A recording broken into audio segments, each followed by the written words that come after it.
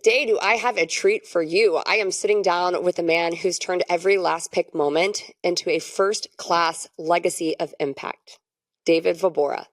From earning the title of Mr. Irrelevant as the final pick in the 2008 NFL Draft to carving out a spot on the St. Louis Rams roster, David's story is one of grit and heart.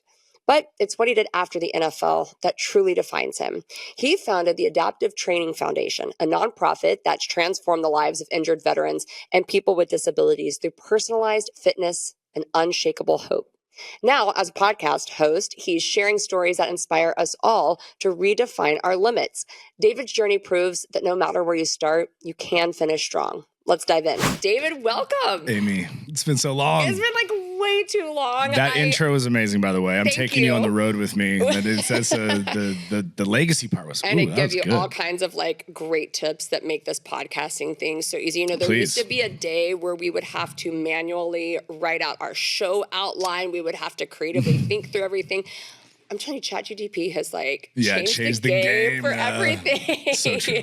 Still have to give him like a good prompt, but I'm telling you. Well, we've known each other for over a decade now. Like, it seems crazy. Forever. And when I was thinking about this show, I don't even know where it was. I must have been scrolling on LinkedIn. Like something popped up and I saw that you're doing your podcast. Yeah. And I have been so inspired, obviously, by your own personal story and then what you have done after the NFL that I wanted my entire audience to hear this. So let's get to it. Let's dive in and get to this. I want you to take us back to early days of David Vobora. So think back, like, high school, what you were doing with football. Like, tell me about what was going on then. And did you always have this kind of underdog mentality going on at that point in your life? For sure. I grew up on movies like Rudy and Remember the Titans. And like, I grew up in Eugene, Oregon. Dad was a linebacker for the Oregon Ducks. All things football, no matter what, it was true north. I'm going to be a pro football player. But I'll tell you kind of two instrumental things in my childhood that formed me and I think are instrumental in the way that I approach my life and purpose today. The first is I was 10 years old and older neighbor who was 17 raped me. And that wound, and I say that not to be brash, I say that because without that, I don't make it to the NFL. I was moderately talented, but I achieved more because this wound drove me, right? It was this need to put on this armor that was football. It was the need to be validated, to earn and prove my worth, the opportunity so that no one asked me what the hell was really going on inside. And it was, had to date the hottest chick and had to do, and so it created this bravado, this ego, this alpha, and it worked until it didn't. And ultimately my transition out of the NFL post shoulder injury, I didn't cope well and I numbed myself with opiates. And it started with prescription, then it led to this crazy drug addiction that led me through a 7-day detox. I lost 34 pounds, had multiple seizures, couldn't control either end. And so the bottom that was was significant in the sort of who's David without football? And it's not that dissimilar to a lot of our veterans, right? They're at the tip of the spear, hooking and jabbing with bad guys, and then suddenly a bomb goes off or a bullet or whatever happens, and then they're torn from that, and who are they? But I parallel that with this, and this is what my parents, and I got to shout out to my beautiful mother and father. When I was about 10, we were the same age or same time frame, I should say.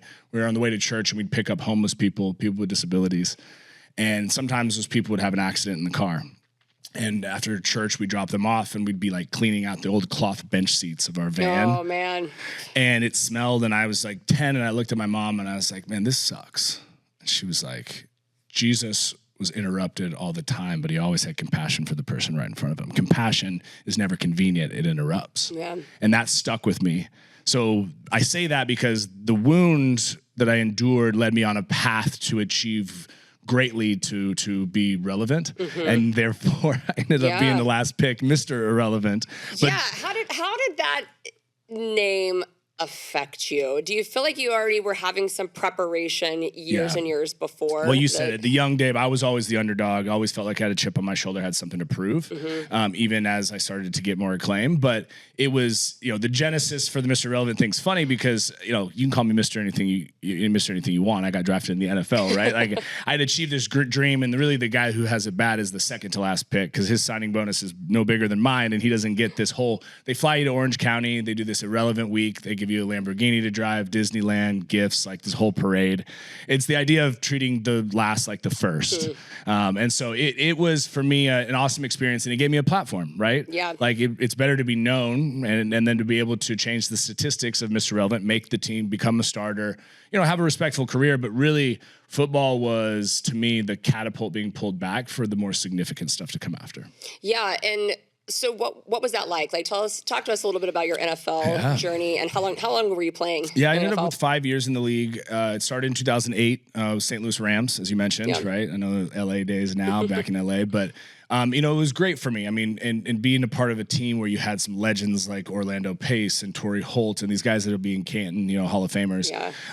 It was special to feel like, wow, I've gotten to this place, but there was no time to think about it. It was like in that arena, it's a shark that if you stop swimming, you're going to get eaten. Yeah. And so for me, it was like every day you'd walk past the operations person in the locker room, like, oh, please tell me today's not my day, But it gave me some really amazing experiences that opened my eyes up to, just a new way of living. And again, you're part of a team and a sport where you have such a unique, inclusive, diverse experience of thought, right? Like, you have one of my best friends grew up in Fifth Ward, New Orleans, and like he was taught that someone in a uniform was built to oppress him, right? And I come from 3 generations of Marines, very patriotic family, and yet we had such love for each other. We could explore those perspectives in a respectful and responsible way. Yeah, that was always really cool to me about being part of a unit and a team. So when you're going through the NFL, did you think for one moment, like, you had reached it? That was it. This is going to be the most relevant thing in my life? Or did you still think there might be something more? Yeah, no, I call it like the beach ball in the pool analogy, which is every time you reach for it, you knock it a little further. And it's like, it's like lust. It's good to the touch, but it's never enough. It's this idea that the destination thinking is the trap. And when I started to feel like I got hurt and I no longer had what it took, it was a really unsettling feeling, because you work your whole life focused and aimed at doing this one thing and doing it so that you matter, and then you're ripped from it. Yeah. So what was that thing? What happened to you that kind of ripped this? Yeah, I was covering a punt against Washington, and I got shoved in the back, and when I did, I landed on my elbow, and it was just that internal sound of like everything exploding in your shoulder. And they took me into the tent and injected some stuff in it, and they'd asked me to raise my arm, and I did like that one. I couldn't get my arm up, and so I went to the locker room, and I told you about the drug addiction, and I really, again, like, that goes back to, there was pain, but it wasn't about the physical pain. Did you know at that moment your career was probably over? No, and I actually rehabbed, took a year off, got clean, got sober, got in a place where I was like ready, but it was crazy because I started to tap into what God was telling me. And it actually asked those hard questions of who's David without football. And I remember one time we were living in Orange County, and I was looking out at the ocean, and I just remember this feeling that it was like the gym. The gym was always a sanctuary for me. It allowed me to get out what I didn't know how to say. It allowed me to find this solace and solitude and face my demons with a constructive tool.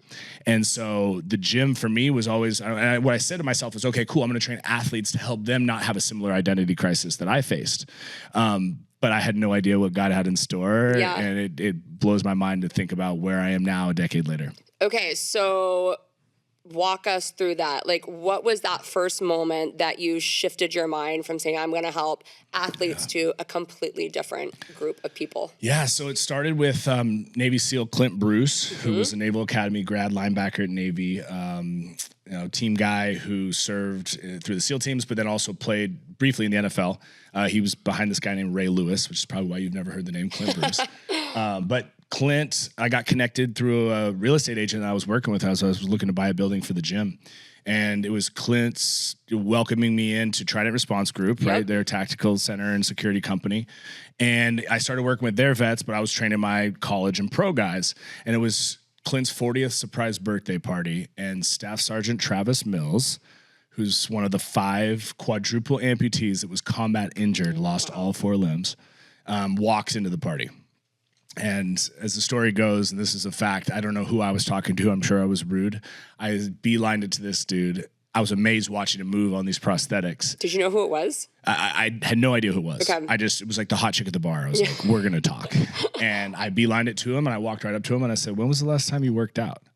He looked at me and was like, I don't want to make you feel like an asshole. I don't have arms and legs. What do you mean workout? And I was like, well, I understand that, but your physicality matters, and you got to tap into it to be the best version of yourself. Like, and he's like, oh, you have experience with amputees. I'm like, I've never met an amputee, so I might as well start with a quadruple amputee, right? Let's just make it as hard as possible. And what I said next was really key, and it's been the key to the formation of my nonprofit. But I said, well, I'll train you like an athlete. I grew up in Oregon, as I mentioned, and Bill Bowerman, the great Bill Bowerman, Nike, said if you have a human body, you're an athlete, whether you compete at sport or not. The idea of exercise for exercise's sake, aesthetics or whatever, that's fine. But training for a purpose, training to go out and test yourself. It's the man in the arena. Yeah. And so when I said that, he used to play high school football and had an opportunity actually to play in college before he went to the Army. Anyway, that all led me to him being like, yeah, like an athlete. Okay. And he's doing 100-pound sled pulls like in no time on short prosthetics, and all of my NFL guys, suddenly their pinky toe didn't hurt anymore. No kidding. Yeah, weird, right? The perspective, the shift. Where was his mindset before he started this program with you? Travis is a remarkably positive human, and he's really authentic. It's not placation. I mean, he has hard days, and we've had conversations, and I'm grateful to have the relationship I do. He can call me and be vulnerable. Yeah. But he's a comedian inherently, but he's not conceding his power through comedy. He enjoys recognizing that I have a choice of what I focus on expands, and I'm choosing to be positive, right? It is a great day. Wild connectivity, how this whole thing happened. Flo Groberg, who's a Medal of Honor recipient, who I had on the pod, by the way, he's a board member for my gym. Well, he tackled a suicide bomber to save his unit. Okay, that's what he was awarded the Medal of Honor for. Well, he's in Bethesda in Walter Reed Hospital, and Travis had been hurt a year or so prior. Travis is making rounds, cheering people up in the hospital, goes in because Flo was all salty. He thought his life, everything, even though he wasn't nearly as catastrophically hurt as Travis. Travis comes in and is like, opens the blinds and is like, it's a great day to be an American. You're a champion. I'm a champion. Let's, and it was in that moment that Flo said he made a decision looking at Travis that it's a choice. You have actually during that moment, there's no room to have self-pity. If I were to see somebody walk in like that, I would be like, you know what? I got to pull myself out of, I got to get out of this. Perspective is everything. And that's what I watched in the gym. I was like, wow, suddenly I had, Travis invited another vet without legs and a guy this, and I didn't want to charge him. This was my way to serve those who served, And it was crazy because I had 2, then I had 10, and then civilians with car accidents and different things. And I watched, again, everybody in the gym lose their excuses.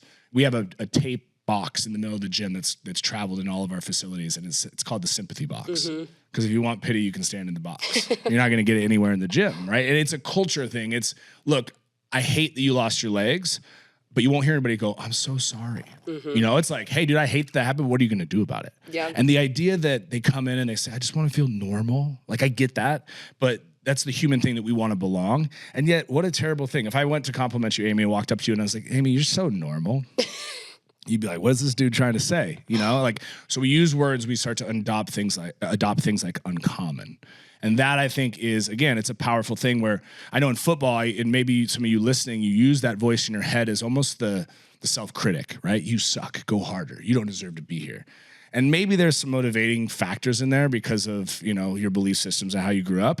But that may work to get you here, but it won't work to get you there, right? That the language thing, I mean, scientifically, you walk past the same plant, 2 separate pots, and you walk past one and curse it, you walk past one and compliment and affirm it. This one will wither and die, the one that you're cursing at. The one that's over here, opposite, right? It'll actually flourish. Wow. And so what we say to ourselves and the voice that we allow in our head to get loud, that is the byproduct of where we manifest in the world. What are some other power words that you guys are using? Well, I'll use one for, Makayla Noble, prosper cheerleader a couple years ago, world champion, breaks her neck in a backyard accident just days before homecoming.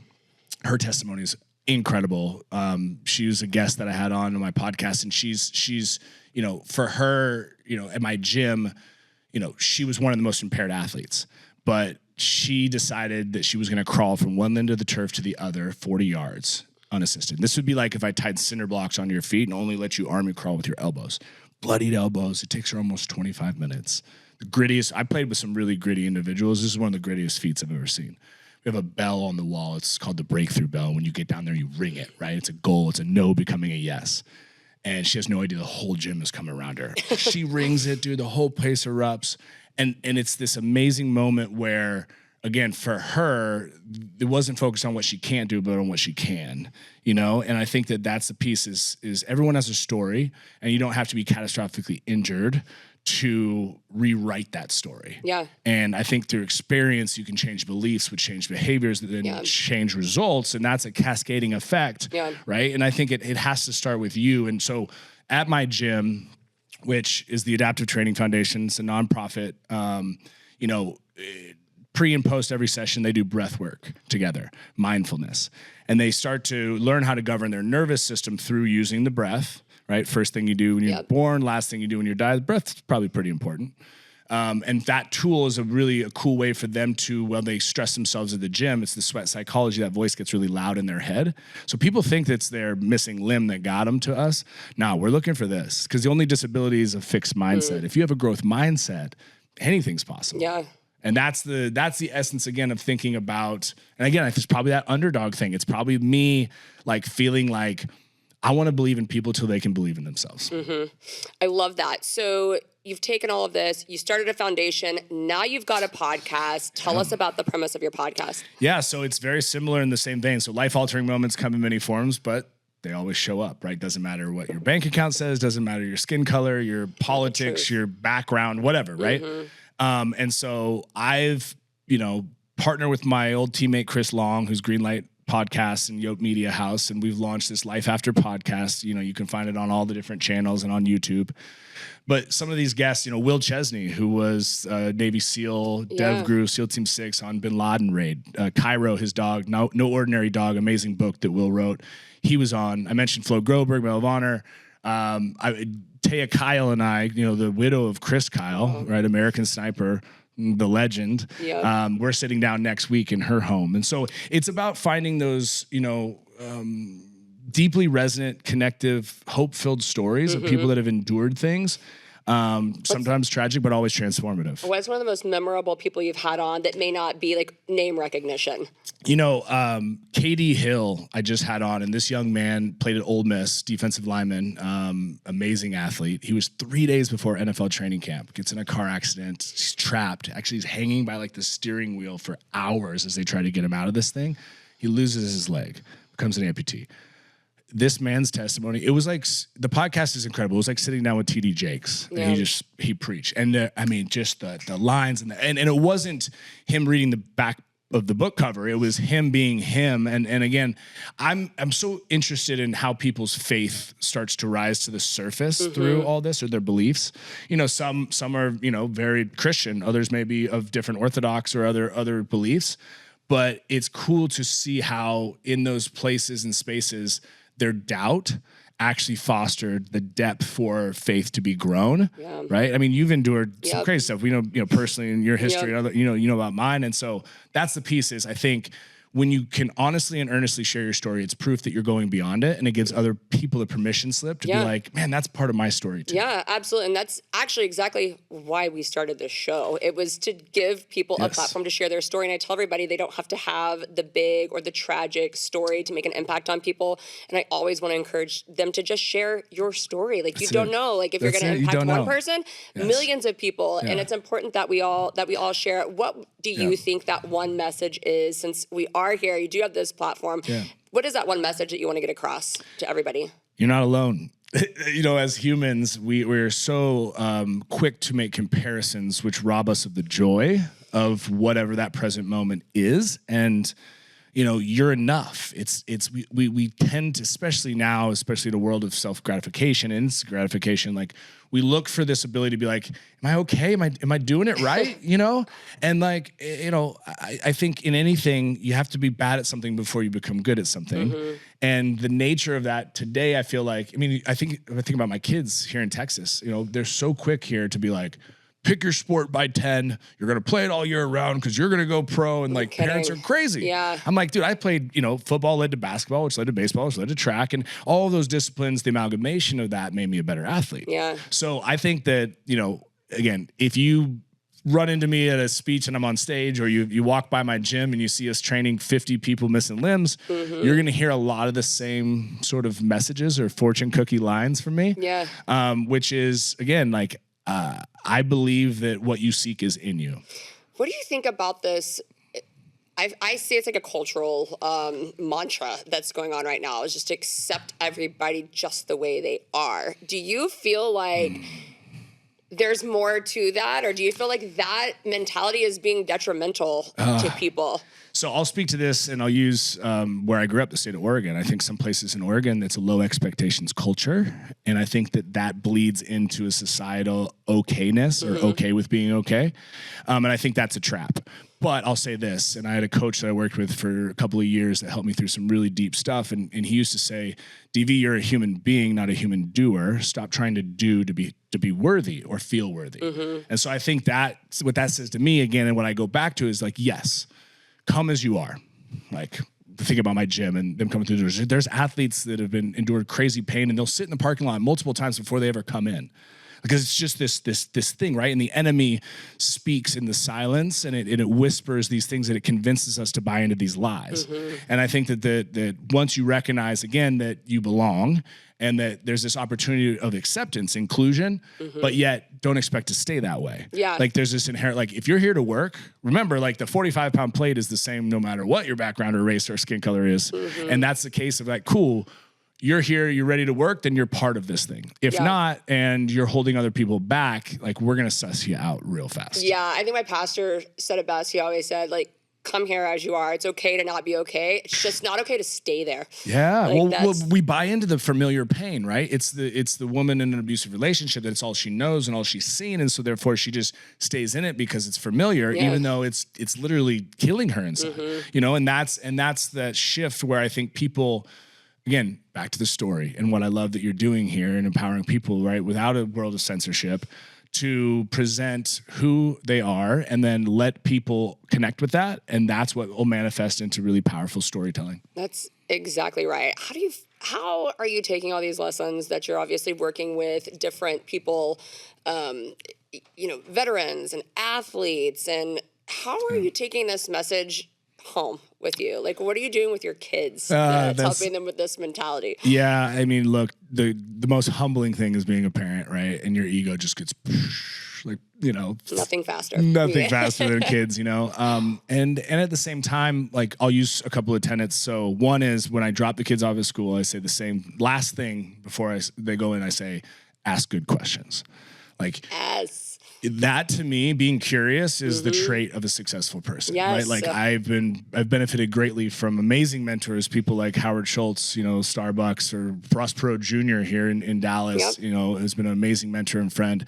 And when he'd say something that I didn't know, like I don't have my MBA, I studied psychology. It's crazy how I'm using it today, but it to me, he'd be like, say an acronym, and I'd be like, oh man, I feel embarrassed, but I'd be like, sir, I have no idea what that means. Yeah. And he'd go, oh, I'm sorry. And he'd explain it. And then I'd be like, oh, so like, that's like the time that, you held onto your horse too long and it ended up dying. And then and he's like, yes, exactly. And it made it fun for him. So I always say this, like, you may be seemingly the dumbest person in the room, but you can become the smartest if you ask good questions. 100%. Yeah, we work with that with my son. He's naturally a good question asker. And we try to compliment and affirm that in him all the time. Cause I'm like, That'll work great with the ladies, by the way, too. Young men out there that are single. Y'all go watch that 40-year-old version scene when he's in the library and he just keeps asking questions to her questions. Works anytime. Wow, I totally forgot about that. All right, so what's next for you? What do you got on the horizon? You mentioned the podcast. We're dropping those weekly every Wednesday. We drop those on all the different podcast channels. I signed my life rights to Netflix about a year ago. Wow, congratulations. Thank you. Who's playing David Vobora? It's David Vobora in real time. We'll focus on the Hollywood feature film in the future, but for now it'll be, it's sort of my backstory, but it's Johnny Appleseed into the work that we're doing into these amazing adaptive athlete stories. The foundation, we launched a capital campaign. We're building a new $20 million campus. So, oh my gosh. Wow. Is Texas the focus? Yeah, of course. Okay. We're going to be moving out to Argyle, which is sort of the center of the Metroplex. The middle of Dallas-Fort Worth as this whole thing is just moving together. So between chasing around 3 kids and loving my beautiful wife, doing the podcast thing, this docuseries. I mean, the cool part is these all seem like they're just huge individual massive projects, but there's so much overlap. Absolutely. And those are, connecting, fundraising, hosting events, speaking, doing the different things. So it's cool. On a micro scale, I've got one of my athletes who has cerebral palsy. He just got into the New York Marathon. So we're going to be running the New York Marathon November 2nd, and I'll be a support runner to him. So I was going to say, what does that look like? You know, that's a great question. He's a Paralympic skier who's actually got an injured knee right now, so we got to work and get him healthy. But, you know, I've had the privilege of doing some extraordinary things, right? You know, jumping out of planes, heli skiing, flying the Blue Angels, like these things. But it's so much cooler when you bring someone along that thought that part of their life, or maybe they could have never experienced it. And I mean, we went to Alaska this summer and surfed in the Turnagain Arm. It's a board tide, so it's a single wave that travels like 100 miles. What? It's a mini tsunami, but this white water comes up, and I took one of our double below knee amputees, who's a gold medalist snowboarder for Team Canada, and one of my best friends has a spinal cord injury, as well as Danny Amendola, my old teammate. And we went and ripped this wave where one wave comes every 12 hours. And you get on this thing and you can ride it for 15, 20 minutes, and there's snowy peaks around you. I mean, it just... There's so many questions. Like, how do you find your way back? It's incredible because, you know, eventually, you know, you get all the way into the Turnagain Arm, and we have some people that came down with vans and they just pick us up. So you're getting all of these people that have very unique backgrounds and stories, and they're coming for different reasons. At this point, are people just finding you, or are you guys still going out and recruiting? Is this word of mouth? I mean, how does this happen? It's a blend. I think the power of social media. Sure. And just that connect the dots. And I'm always in awe of how, you know, God, the universe aligns things for proper timing. Yeah. You know, part of it is we get hundreds and hundreds of applications for the foundation to participate. We run a flagship. It's a 10-week course. It's called Redefine, but fly them to Dallas, house them, feed them, train them. Everything's cost free. After they graduate 9 weeks, we take them on an adaptive ski snowboard trip, surfing, you know, mountain biking, you fill in the blank. And it's really cool because now as I've launched this podcast, it's a blend between, you know, people that have name recognition and people that are athletes coming through my gym who have extraordinary stories. And I think that's really cool because you know, people can marginalize, well, I never played in the NFL, I can't be like that guy. But you can connect the dots where it's, you know, this was a 17-year-old girl that got hurt.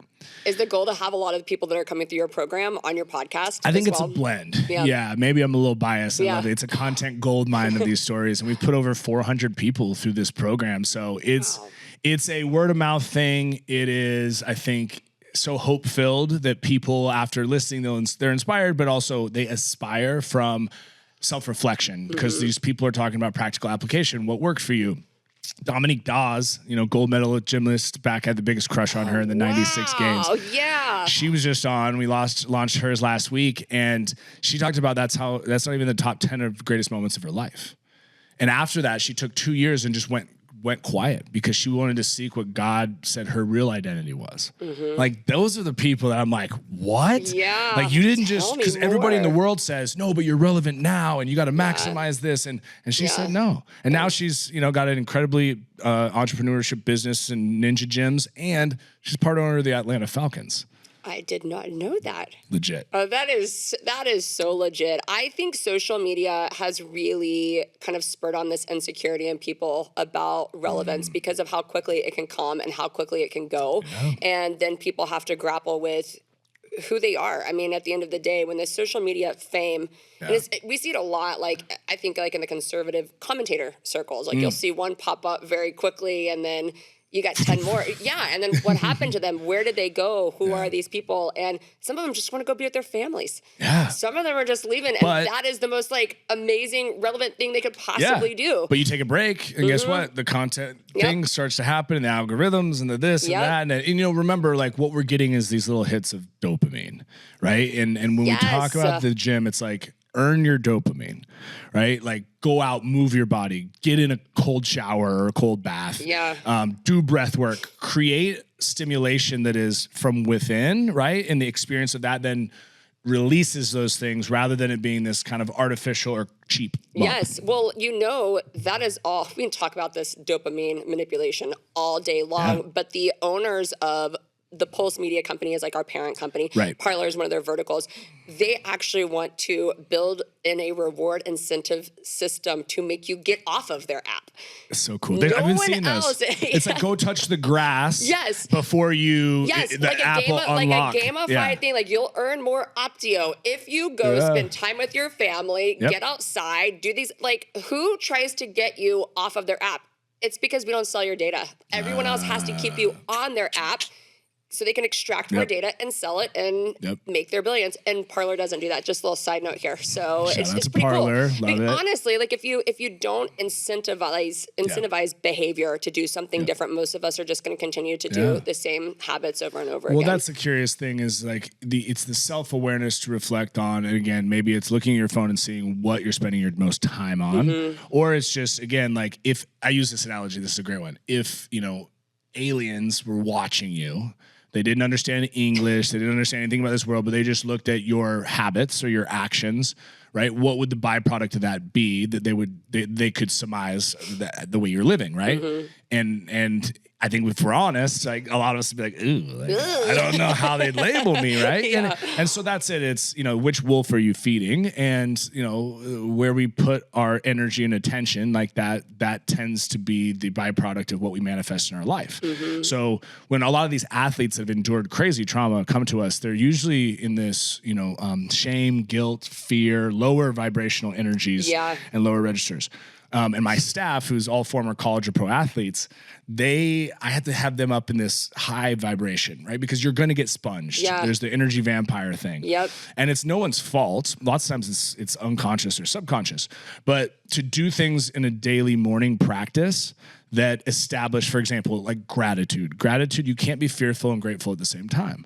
To be grateful is the high state of receivership. That the vibrational state of gratitude, again, not just I love my dog, right? But it's like God, being down on the ground with my retriever and like rolling around with him, like talk about dopamine, right? Like that guy's just spraying it. But point is if you can start your day, and maybe that's prayer, maybe that's meditation, breath work, cold shower, like I mentioned, exercise. Those are things that are in your control to carve out space and time to establish a high vibrational state. So therefore, as the day happens, because life will provide the curriculum, life gonna life, it'll slap you around a little bit. But then you can recognize your awareness dropping into this angered state and being like, that doesn't serve me. Right. And then you can course correct. But what do you do? I mean, people would say you're such a naturally high energy person.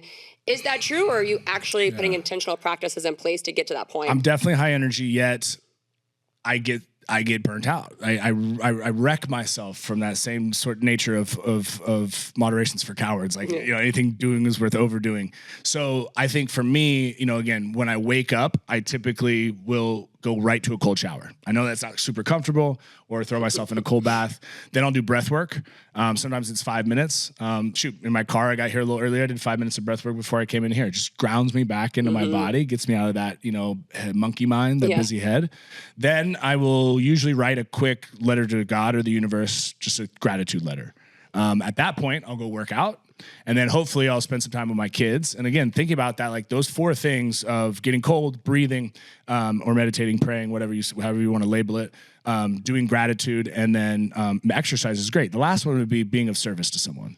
And that's the idea that maybe it's just holding a door and making an intentional connection, looking that person in their eye and being like, you look great today. Right? Like I just want you to know that every Tuesday when you walk past my desk, like it means a lot that you check in on me. Like that's crazy. And it's just being super intentional. And I think if we were all a lot more intentional, we'd manifest things in a state of being that would reflect love and respect and kindness and curiosity than it would be so looking at the differences rather than the similarities. Well, I think that is a perfect way to wrap up this podcast. I could talk with David all day long, and you guys go and check out his podcast if you want more of this amazing energy and more inspiring stories. Tell everybody where they can find you and the foundation if they want to get involved through giving or apply, any of that. Absolutely. So social media, at David Vobora, but at Life After with Dave Vobora is the podcast. Adaptive Training Foundation, which is on all the socials as well.